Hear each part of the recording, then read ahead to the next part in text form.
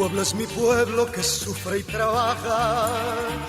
Tu pecho es mi pecho que siente y que ama. Tu sangre es mi sangre, tu selva es mi playa. Tu lucha es mi lucha por ser siempre nada. Tu puerto es mi puerto de barcos piratas. Y somos muñecos de aquel que nos paga con unas mentiras, monedas baratas, sembrando pobrezas, pandecas en casa.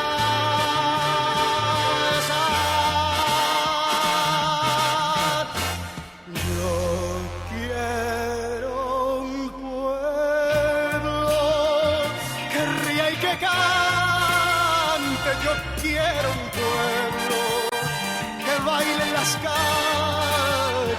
Yo quiero un pueblo. Muy buenos días a todos nuestros queridos radioescuchas. Les hablamos desde su programa, Voces de la Soberanía. El programa Voces de la Soberanía es auspiciado por la Convergencia Nacional Boricua, CONABO, y el Movimiento Diálogo Soberanista de Puerto Rico. Les habla uno de sus moderadores, Carlos Ulises Pavón Ortiz. Me acompañan en la mañana de hoy los comoderadores Juan Carlos Martínez Cruzado. Buenos días, Juan Carlos. Buenos días, Carlos. Buenos días, Gabriel. Y buenos días a todos los compañeros que nos están escuchando por radio. Y el comoderador Gabriel Andrés Rodríguez Fernández. Buenos días, Gabriel. Muy buenos días, compañeros. Ya yo en los controles y todas las personas en la mitad oeste de Puerto Rico que nos están escuchando. Y el comoderador José Israel Alameda Lozada. Buenos días, José Israel. Buenos días, llegando photo finish. Pero llegando. Muy bien. Pero llegando.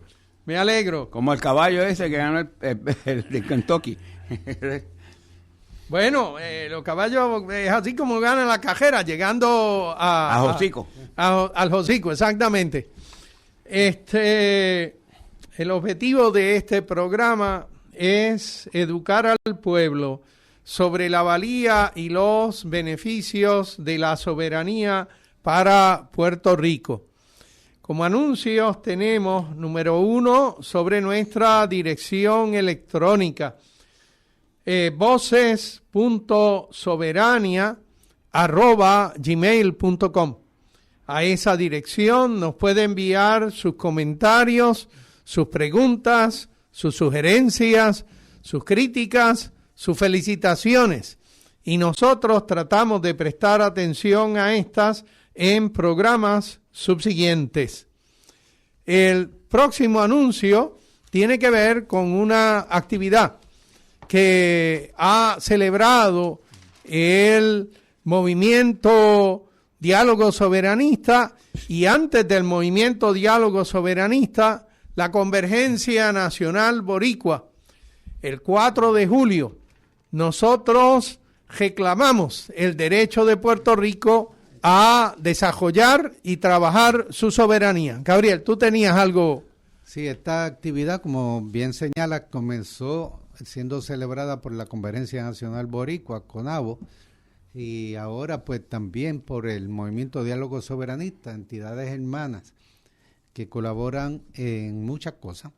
Y esta celebración que ocurre, o esta expresión que se da el 4 de julio de cada año y que se va a dar de una forma especial este próximo 4 de julio, sábado 4 de julio, empezando poco después de las 5 de la tarde, alrededor de las 5 de la tarde, vamos a estar en la Plaza Betance, en Cabo Rojo, reclamando que aquellos que van a estar celebrando sus 250 años de declarar su independencia y lograr su soberanía nacional, a estas alturas siguen evitando reconocer nuestro derecho a nuestra soberanía también.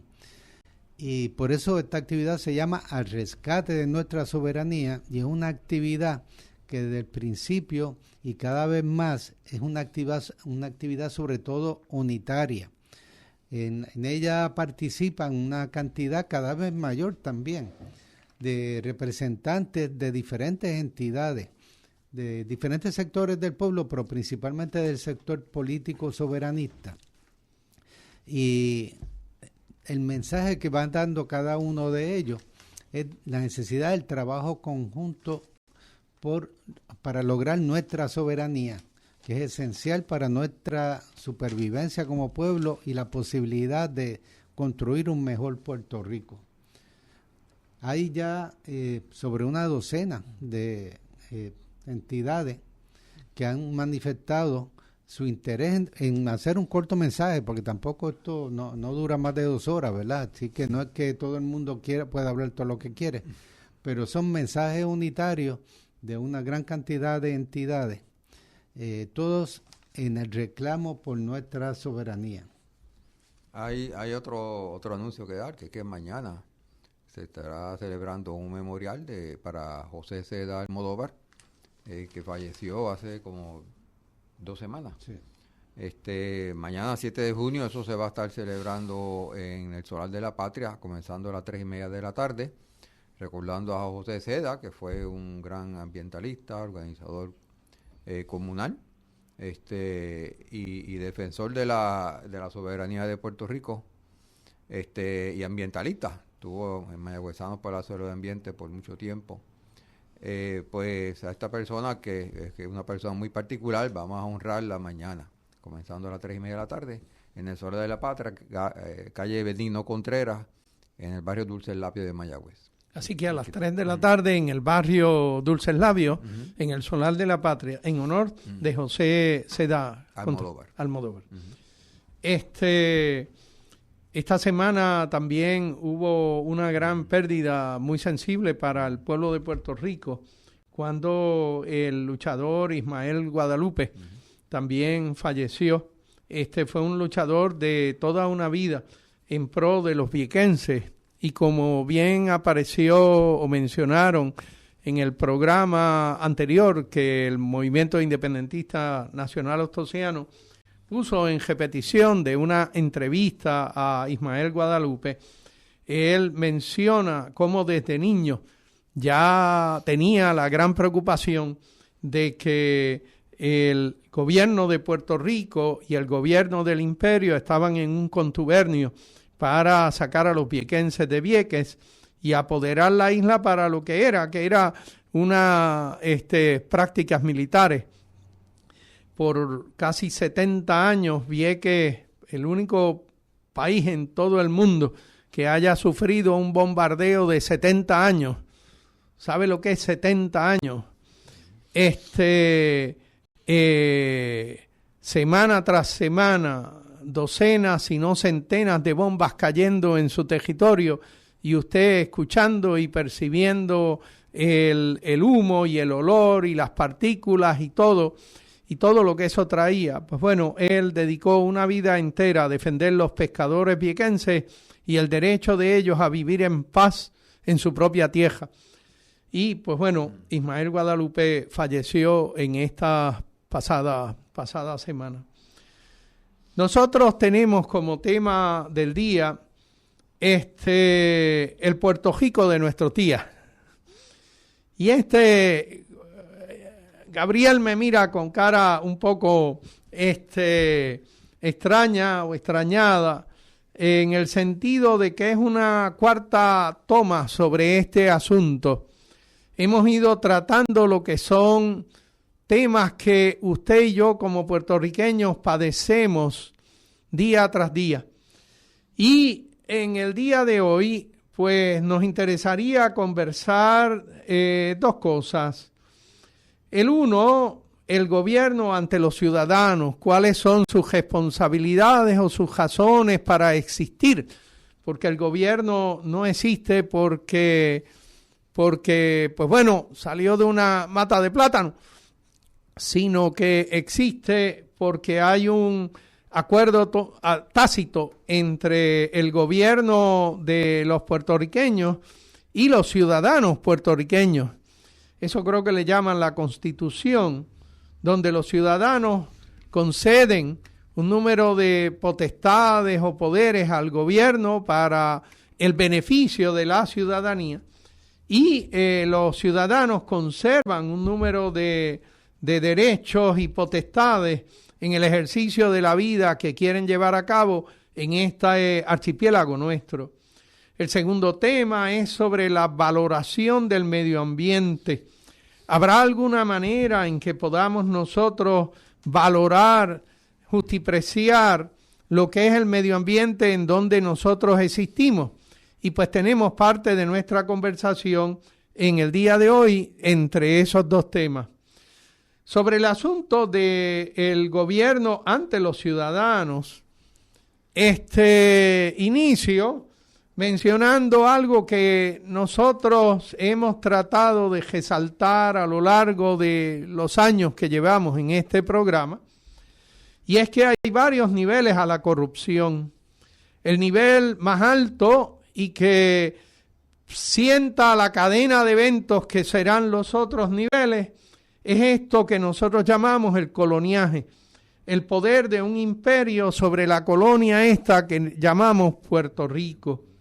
El segundo nivel de la corrupción es la llamada corrupción estructurada, en donde funcionarios del gobierno, tratando de congraciarse con el imperio en una o en otra forma, ya sea por órdenes del imperio o ya sea por motu propio de nuestros gobernantes, ocurre una serie de leyes aprobadas en la legislatura, firmadas por la gobernación y tácitamente aprobadas por el gobierno del imperio, en donde esencialmente se legaliza la corrupción.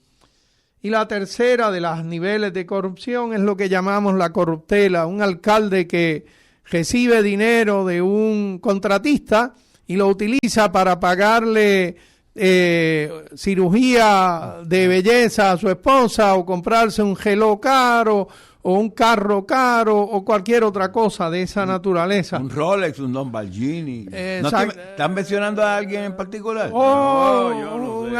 un alcalde del norte de Puerto Rico, pero no era el único. Hay muchos. Hay legisladores que también cayeron en esa cosa.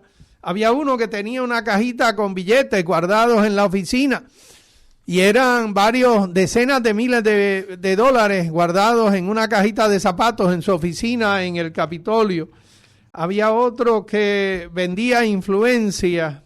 Puedo seguir. Había otro que tenía un cajo extraordinariamente caro. Había sido conductor de cajo público y después se hizo legislador, y después de legislador entonces fue que logró comprar un cajo extraordinariamente caro. Yo estoy seguro que no fue con el asunto de lo que recaudaba como conductor público. Pero la cuestión es que... Sí, Ajá. Perdona, creo que era lo que ibas, la relación entre estas cosas, porque uno lo puede ver como que desde el nivel de la colonia llueve la corrupción sobre el resto de las cosas, o lo puede ver como que la colonia es el terreno donde crecen todas estas otras formas de corrupción. Porque ¿Estás tratando de decir que en la colonia crece la poca vergüenza?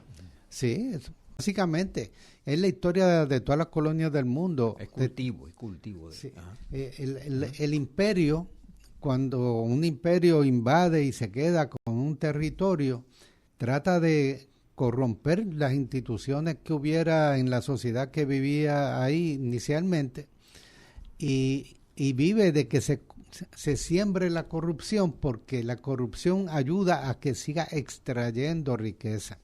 O sea, hay que recordar, las colonias no existen para el beneficio del país colonizado.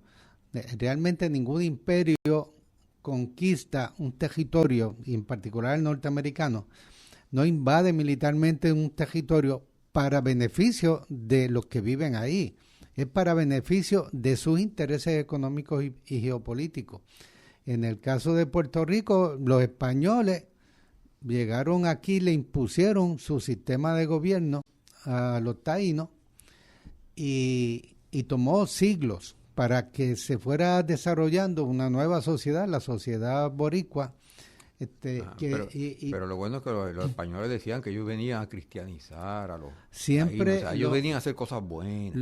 Los imperios siempre llegan anunciando, y lo mismo decía el general Miles de los norteamericanos cuando llegó, que venían a traer las bondades y bendiciones de la civilización norteamericana. Exactamente.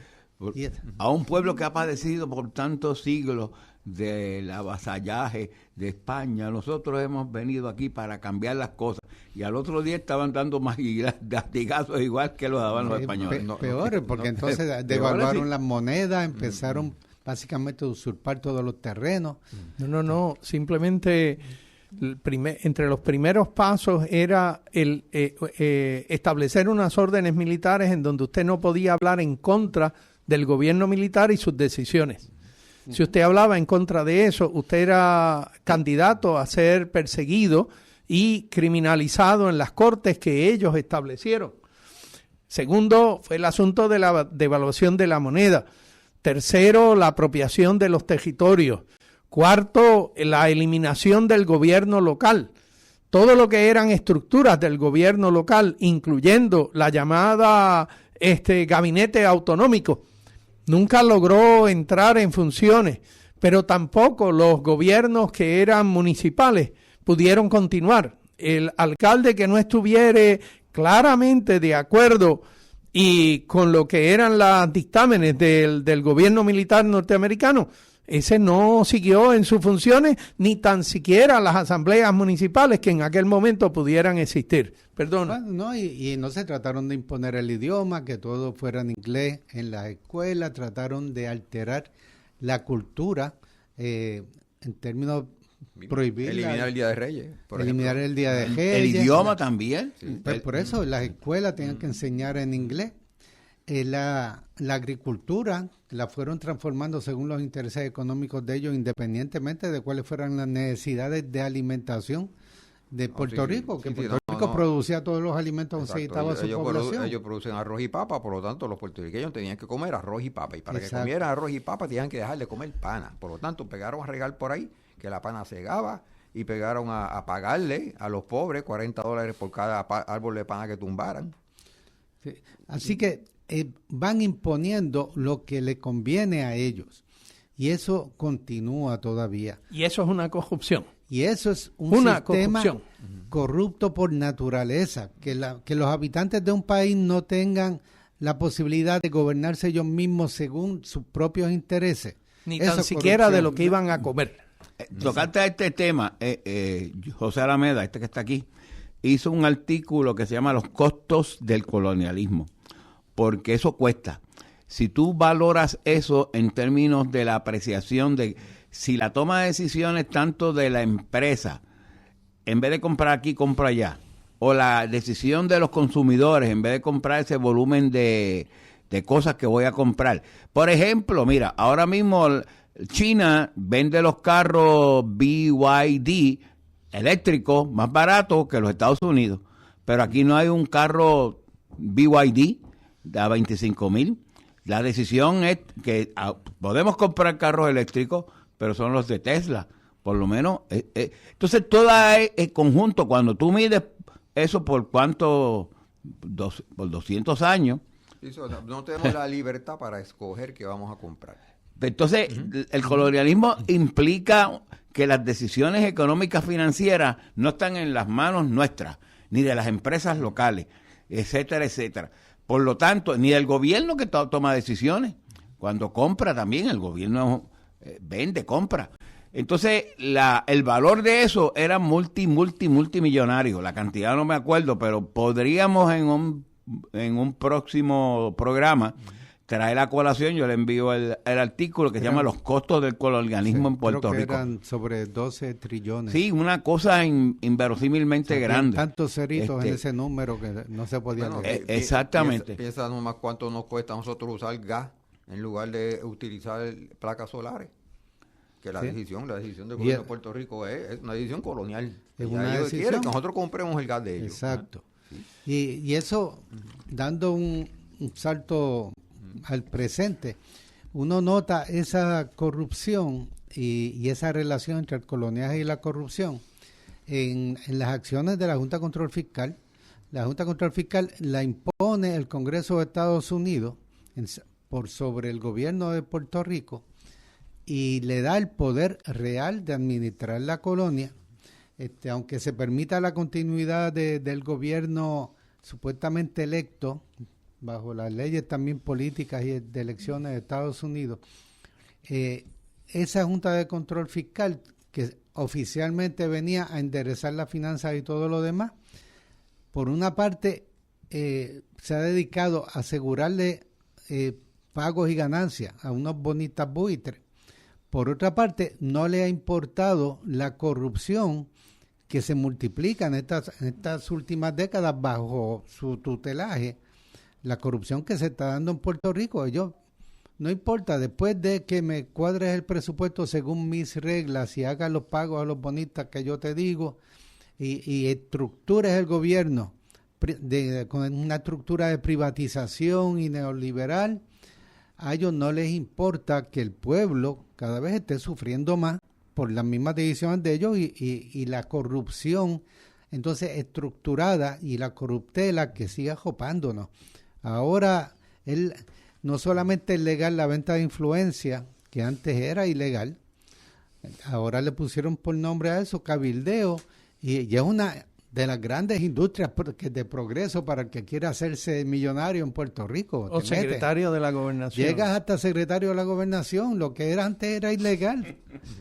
Y desde esa secretaría de la gobernación se impone la corrupción de la forma más descarada por todas las agencias de gobierno, y la Junta de Control Fiscal no le importa, porque eso no es lo de ellos.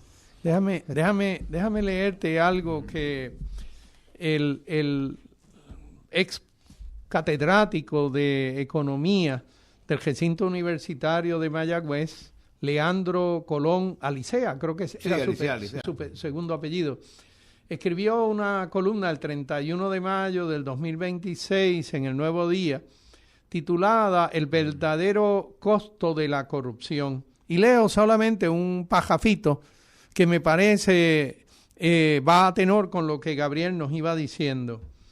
El resultado de la corrupción es un círculo difícil de romper. La mala asignación de recursos limita el crecimiento económico. El bajo crecimiento reduce los ingresos disponibles al gobierno y esa escasez intensifica la competencia por recursos públicos y por lo tanto aumenta los incentivos para su uso indebido.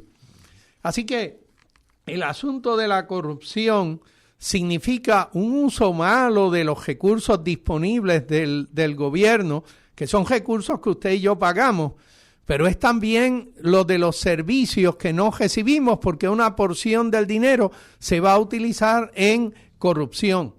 Y claro, como hay muchos gavilanes tratando de coger del mismo pote, entonces ahora la competencia entre las personas que son corruptos están tratando de controlar un dinero cada vez más pequeño y por supuesto los servicios que eso va a implicar para el pueblo van a ser todavía más reducidos. Así que la llamada colonia, que propiamente tiene muchos pespuntes, uno de tantos es el asunto de que algunas personas en el gobierno, y eso pasó bajo España y pasa bajo el gobierno norteamericano, con tal de congraciarse con lo que quiere el gobierno norteamericano, que si lo fueran a hacer en su propia tierra, en ocasiones allá no lo podrían hacer, bajo condiciones normales. Los tiempos de Trump son otra cosa,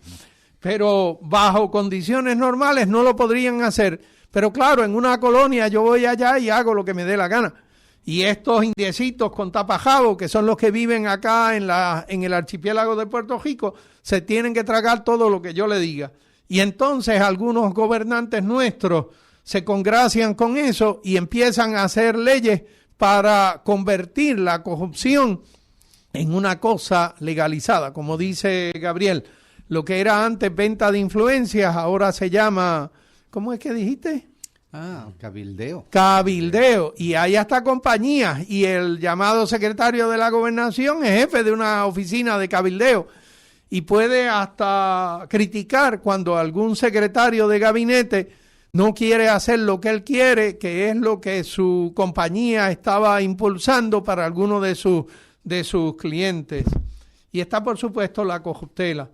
Yo en ocasiones me resulta un poco extraño, casi nos resulta más barato que el alcalde de Cataño se compre un reloj que el permitir que el secretario de la Gobernación domine lo que es la política pública del país. Claro. Sería mucho más barato dejarle que se compre el reloj y no haga más nada. Disfrute de su relojito por allí en algún lado. Bueno, Ajá. en el DEC, que es el Departamento de Desarrollo Económico, hay la sombrilla, y había una parte que está PRISCO, Puerto Rico Industrial Development, que es la compañía de Fomento económico. Fomento económico. Industrial, compañía de fomento industrial. O industrial o económico, no sé cuál tenga el nombre ahora, pues eso le cambia el nombre todos los días. Pero ¿quién dirigía eso? Un muchacho de San Germán que dijo en un programa, así mismo, con su boca de comer, yo cuando estuve allí, él renunció después de 6 meses, algo así. Yo renuncié porque había presión y me sentí presionado por la compañía Politán y su nuevo director, Kenneth McClintock. Así lo dijo. Eso es, para mí, es una cosa, yo no sé, abominable.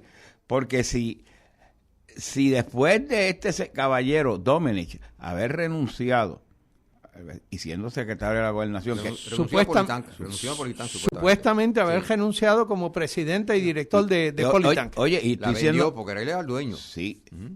Bueno, esa es la información. Se lo vendió él mismo, que fue para convertir en líquido en 4 millones de pesos lo que ya tenía ahí.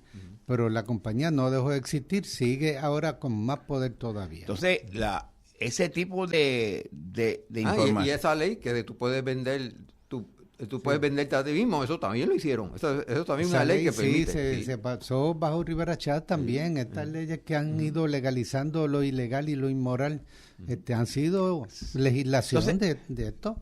Entonces, tocante a lo de Politán, cabildeo, pues irrespectivamente que este caballero está en la Secretaría de Gobernación, que dice que yo estoy aparte de eso, ya yo no tengo el marco ético aquí que no me permite. No, tiene una ayudante que él dice que le recuerda cuando no debe hacer algo. Perdón. Es peor todavía. Ningún proceso y ninguna estructura legal. Ni protocolo ni nada. Entonces,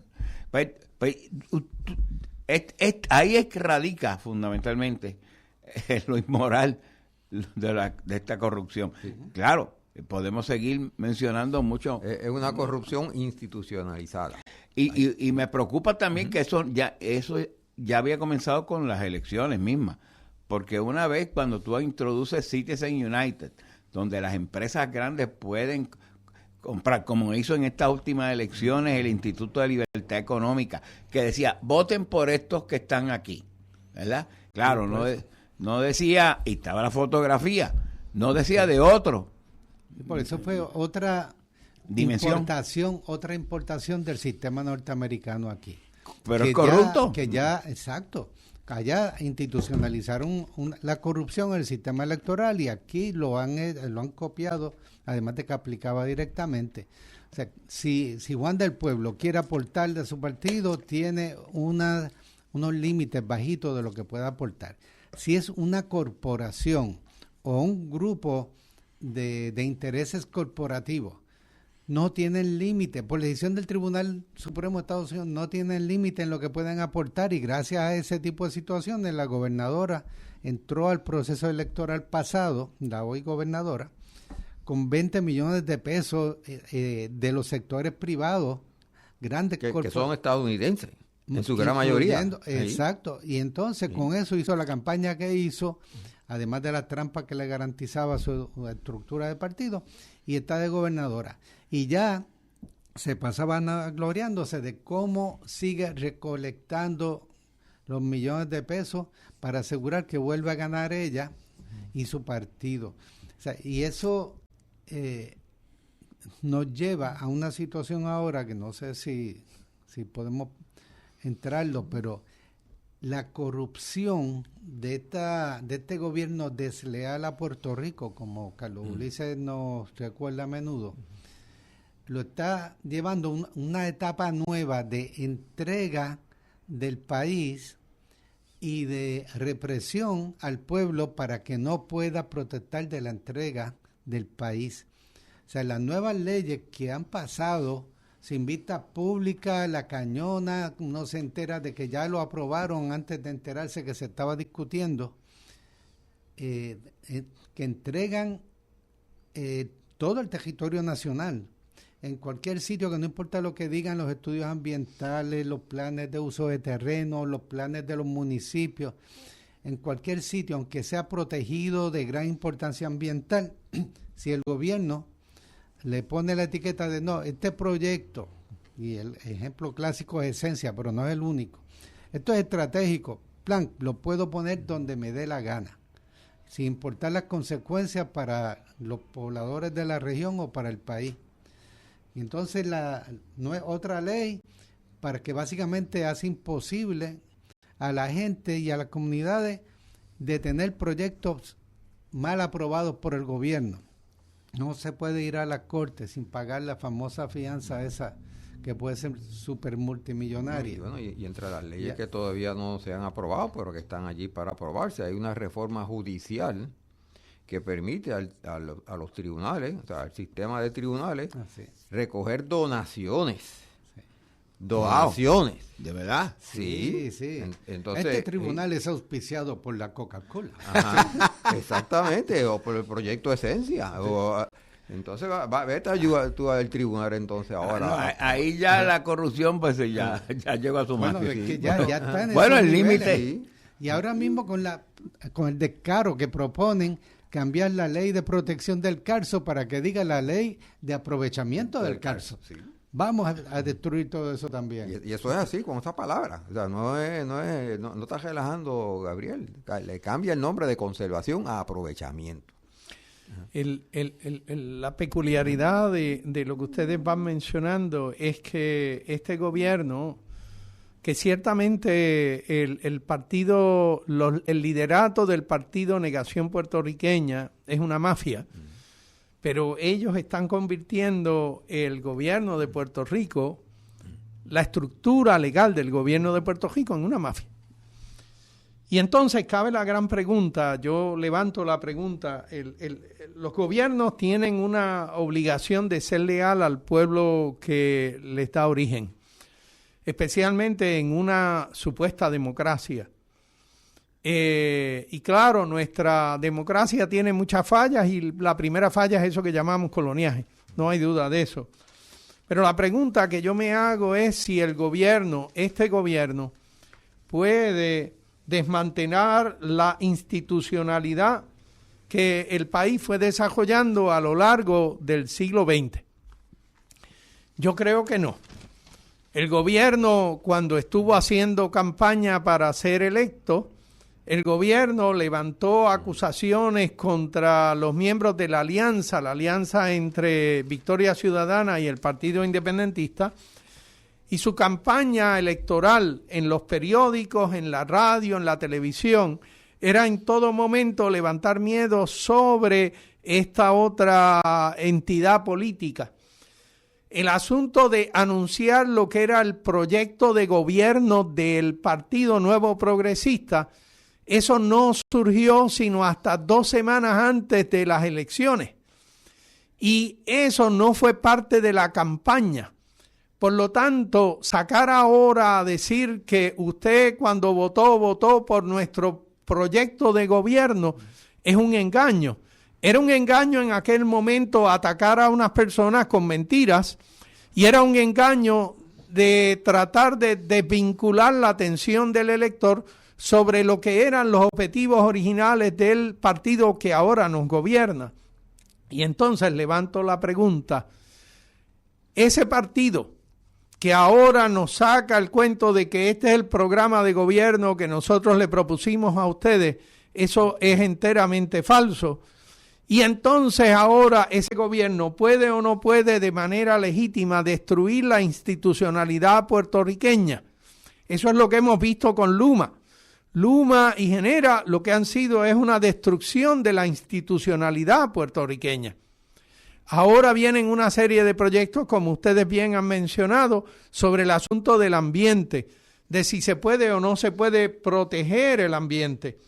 Y entonces uno cabe la gran pregunta, ¿un gobierno puede actuar tan abiertamente en contra de nosotros los puertorriqueños y nosotros nos vamos a dejar como que ellos hagan y deshagan sobre nuestro gobierno, sobre nuestras instituciones, sobre nuestro ambiente, sobre nuestro archipiélago, sobre la educación de nuestros niños, sobre el agua que tomamos, la electricidad que nosotros utilizamos?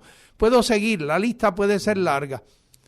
¿Estamos nosotros en la disposición de dejar que ellos hagan y deshagan lo que les dé la gana? Nos gustaría tratar un tema que es sobre el asunto de la valoración del medio ambiente. Y es importante porque esta gente hablan en esos proyectos que mencionaba allí Juan Carlos, de que ahora vamos a ver cómo nosotros utilizamos el llamado Carso, estas regiones de nuestro archipiélago en donde se concentra, se recoge la mayor cantidad de agua que necesita, por ejemplo, la zona metropolitana, que es donde está casi la mitad de nuestra población.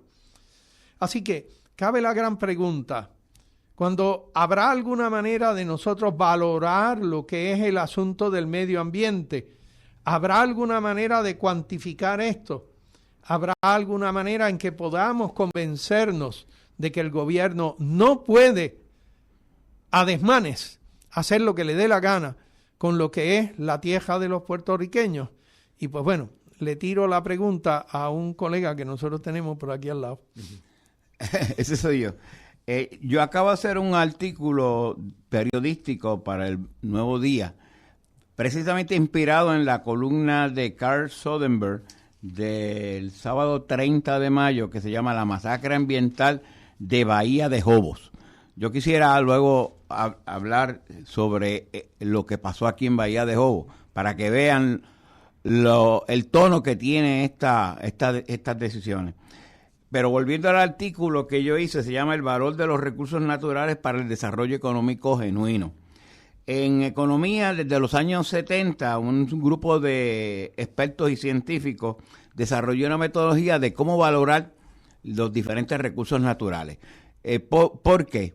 Porque la ecología le da un valor significativo a la economía y a la sociedad, porque sirve de protección. Los árboles, los mangles, los ríos, los bosques. Bueno, son indispensables para el sustento de la vida en el planeta, en particular la de nosotros. Exactamente. Entonces, el problema de todo eso es que como no pasa a través del mecanismo de mercado típico, no se vende, no se compra. Claro, tú puedes vender la madera, tú puedes vender la playa en términos de, pues, aquí está un balneario, tú vas a entrar, necesitas tanto dinero, está bien.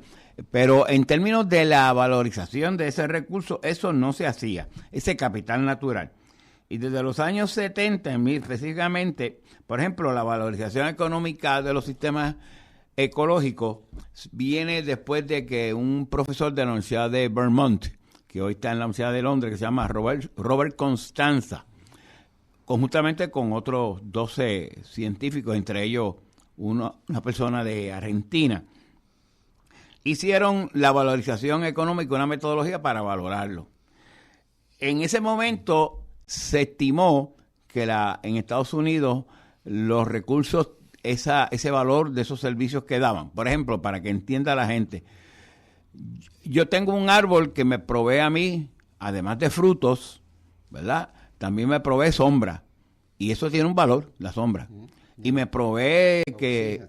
O sea, la sombra significa que ahora tú no tienes que tener un acondicionador de aire enfriando tu casa, porque la sombra que el árbol provee sobre tu casa evita que la cosa se caliente demasiado. Bueno, sigue. Y recoge también el dióxido de carbono. Entonces, si yo tuviera que pagar por eso,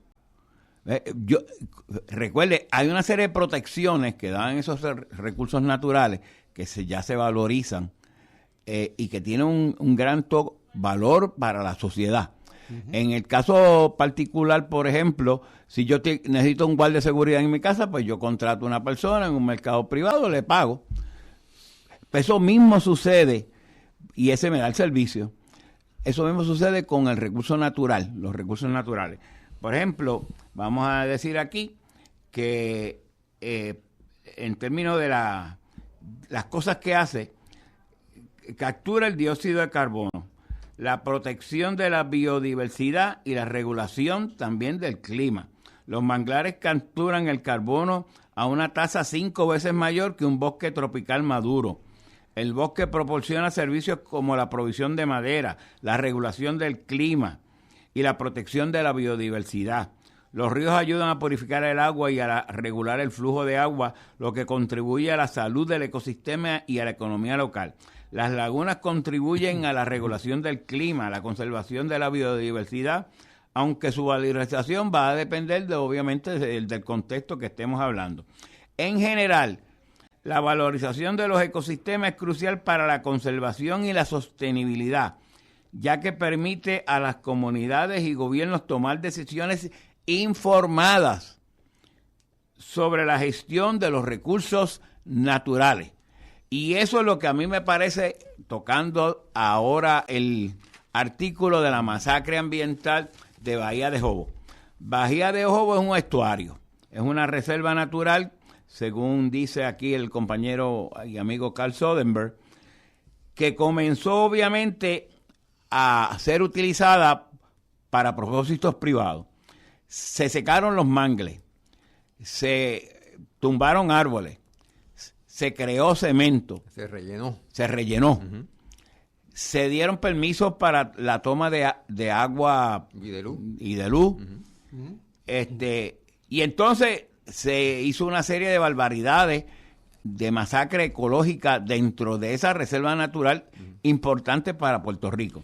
La realidad es que la comunidad que se montó de manera ilegal en la Bahía de Jobo o en las fronteras de la Bahía de Jobo, limpiaron de manera abierta con excavadoras una gran región con el propósito de sembrar una serie de casas para personas que no habían seguido los procedimientos apropiados de cómo construir en la costa. Pero sí, que corrompieron a los agentes gubernamentales para que le dieran permisos ilegales de agua, de luz, para que todo eso. Espérate, ahora es que viene, porque es que todavía no termina el cuento. No.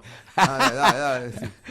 Mira, entonces cuando le preguntaron los ambientalistas y quién dieron los permisos, se le preguntó a la Junta de Planificación y dijo, yo no sé, no, como el merengue que había, yo no sé, eso estaba cuando yo llegué, fueron a la oficina de gerencia de permiso, y dice, yo no fui, eso ya lo dio la Junta de Planificación, yo no fui, la Junta de Planificación dijo, así fueron ocultando gente, instituciones, y las instituciones, todas ellas decían, eso fue la administración pasada, eso fue el otro, yo fui. Sí.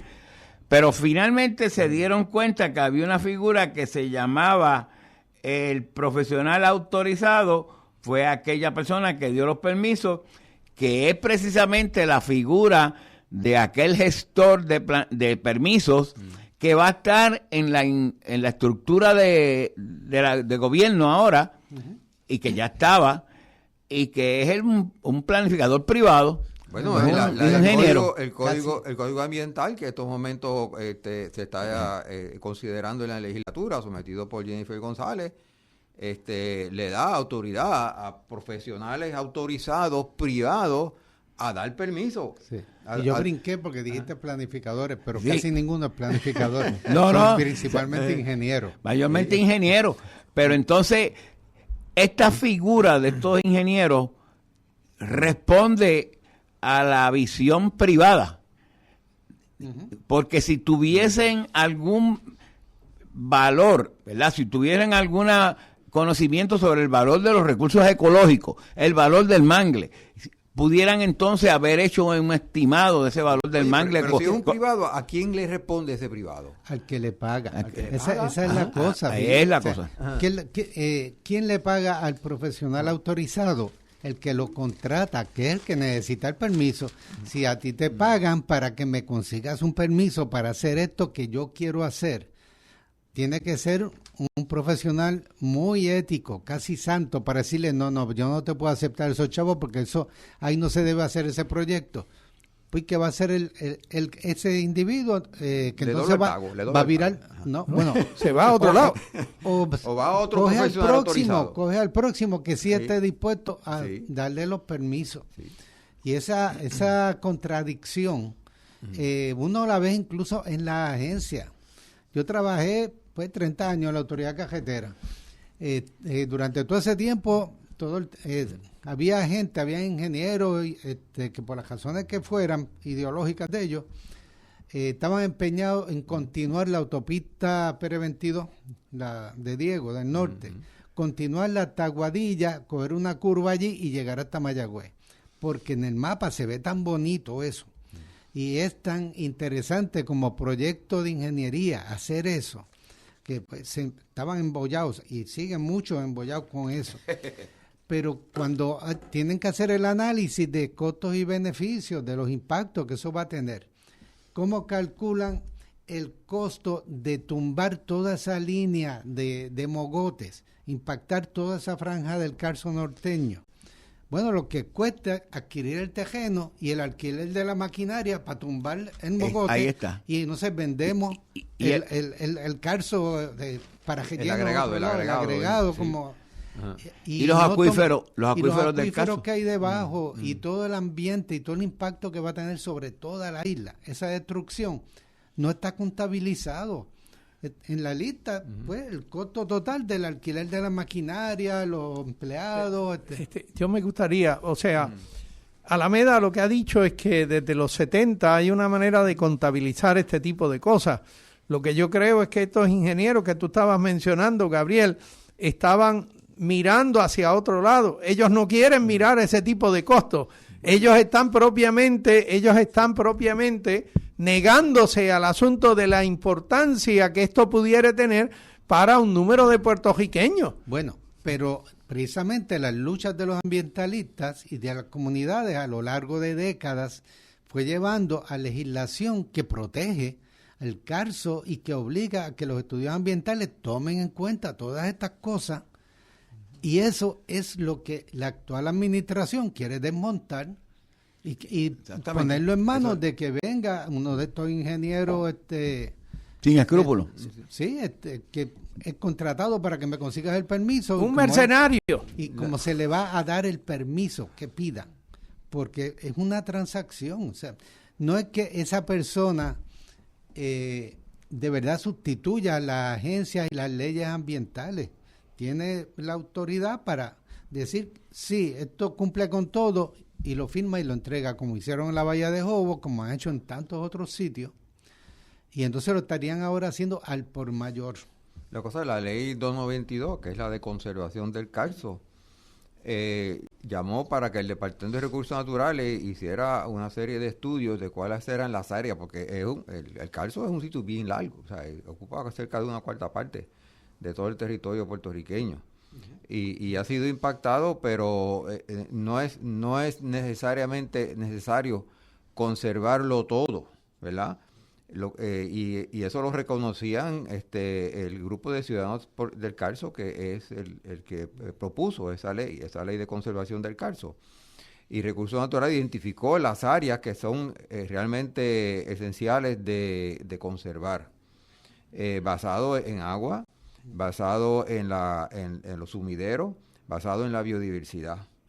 Y una vez se hizo los estudios, que los estudios tardaron 8 años, entonces eso se entregó a la Junta de Planificación. Y la Junta de Planificación hizo todo un trabajo de distribución de cuáles eran las áreas y cuáles eran las regulaciones que gobernaban cada área dentro del Carso. O sea, todo eso está bien trabajado ya. Y hay áreas que pueden impactarse. hay áreas que pueden impactarse, pero la nueva ley de aprovechamiento del Carso comienza diciendo que esa ley de conservación impide el desarrollo. ¿Ve? Y no define lo que es desarrollo. Sí, ese es el detalle. La nueva ley esa que tiene 800 páginas, la que envió la gobernadora a la legislatura, utiliza el término de desarrollo cientos de veces y nunca lo define. Y como no lo define, lo deja en ese ámbito flotante, que cualquier cosa, de hecho, perdona, uno de los propósitos que dicen que también están tratando de lograr con eso es garantizar el disfrute de la propiedad. O sea, en cuanto un pedazo de terreno es adquirido por alguien, y en estos días en Puerto Rico sabemos que lo que están adquiriendo sobre todo son acaparadores de propiedades, mayormente extranjeros, tienen entonces el derecho a utilizarlo para su beneficio económico porque es su propiedad privada. Y eso es una corrupción de todo lo que implica la vida en sociedad, la defensa del ambiente, la supervivencia del ser humano. Es increíble que en estos tiempos el gobierno de Puerto Rico se esté planteando una línea de acción como esa que plasman en estas leyes que están Por eso imponiendo. este señor Peña Payano, que es el Caroline Leavitt Caroline Leavitt de Trump, la que pone la cara y hizo los disparates que se le inventa en el momento. Oficial de prensa de la gobernadora es este señor Peña Payano. Sí, no es de prensa, yo creo que es de otra cosa. Es de comunicaciones. De comunicaciones de la Fortaleza. Pero es algo público, tiene el título. Por eso, pero lo que me brinqué para arriba fue cuando dijo que el proyecto Esencia era un proyecto privado y que nadie se debía de meter allí. O sea, que no importa lo que hagan, tumbaste lo que sea, es privado. Esto no es así. Es peculiar. Se conoce que en áreas que son verdes prístinas, tan pronto inicias un proceso de desarrollo urbano, entonces eso se exponencia. La protección del Amazonas está basado en evitar que algunos lugares desarrollen carreteras por el medio del Amazonas, porque eventualmente las carreteras van a tener estructuras urbanas a los lados de la carretera y eventualmente vienen no tan solo desarrollos urbanos, utilización de los recursos que están en esas regiones, hasta el punto en donde ahora se interrumpe el funcionamiento de la naturaleza virgen en esos lugares. Pero eso no es tan solo válido allí en el Amazonas, es también válido acá en Puerto Rico.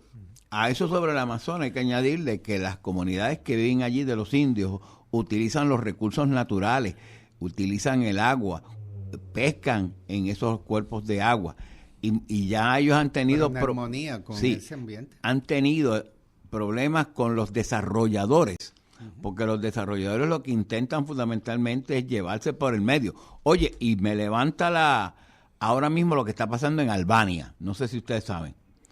En Albania le quemaron la casa al presidente, porque el presidente de Albania decidió cambiar por gusto y gana una definición de unos terrenos que tenían para dárselo a Ivana Trump y a su esposo para desarrollar un hotel, mega hotel de eso, al lado de una laguna, y ellos lo presentan como que están salvando a Albania.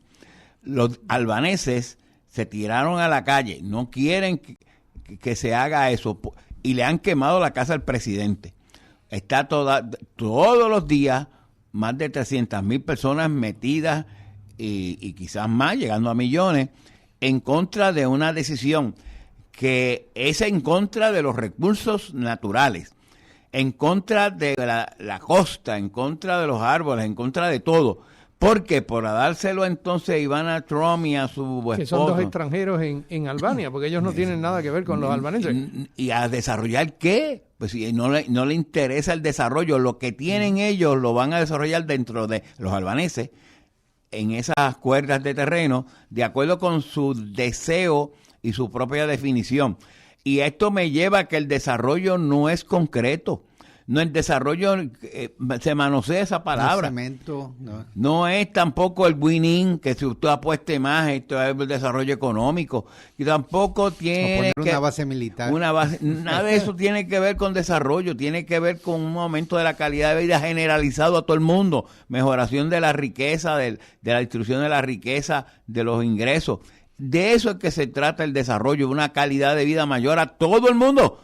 No es una calidad de vida para y el resto que ya tú sabes.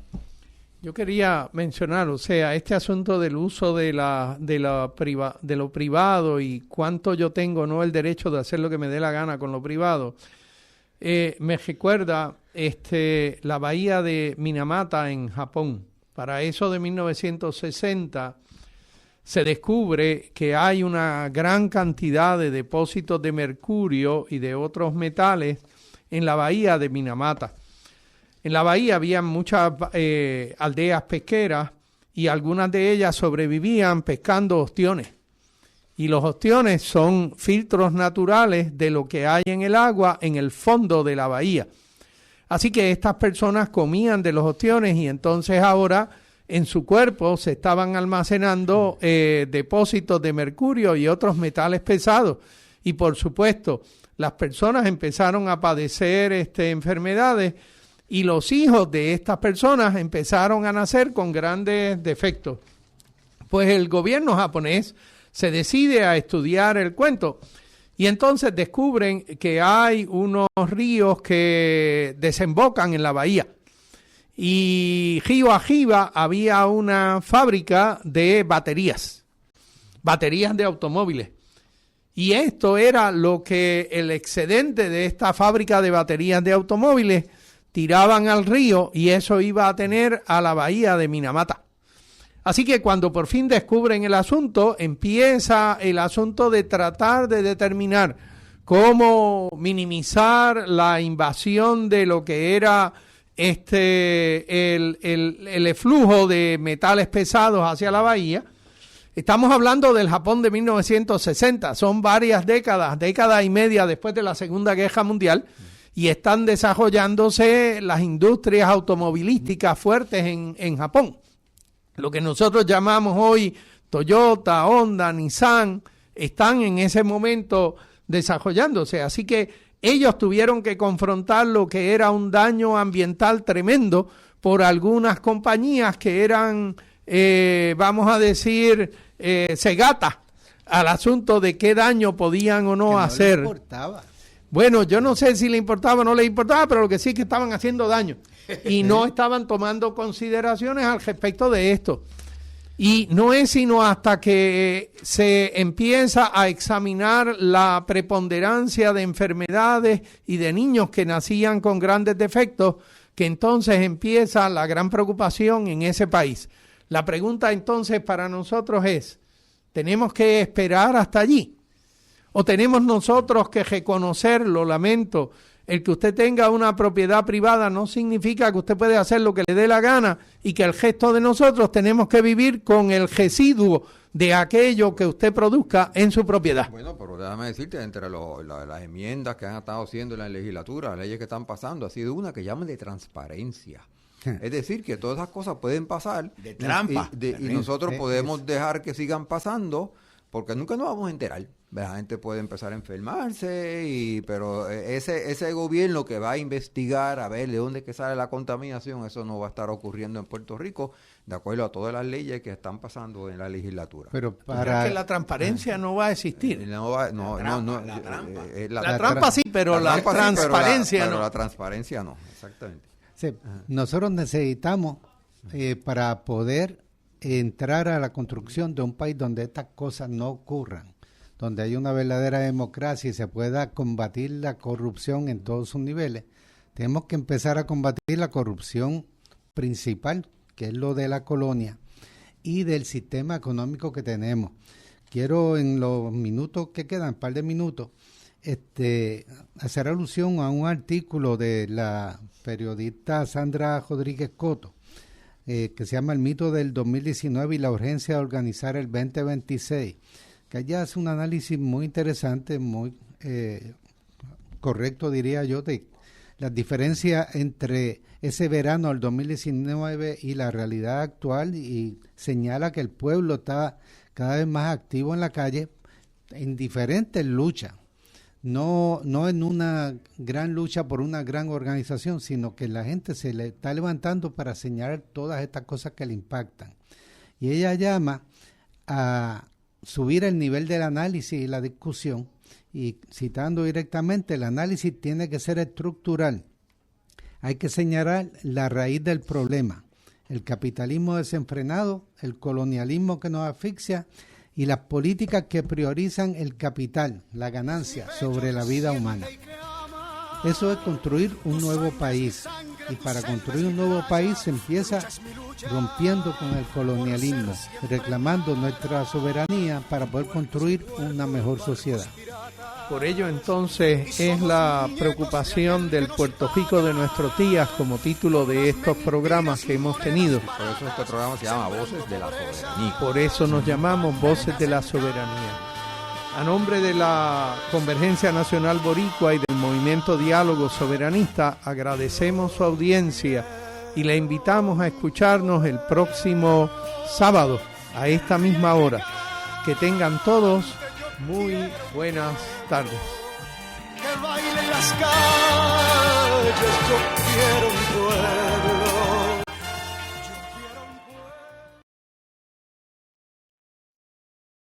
Esta radioemisora y su personal no necesariamente se solidarizan con las expresiones vertidas en el pasado programa.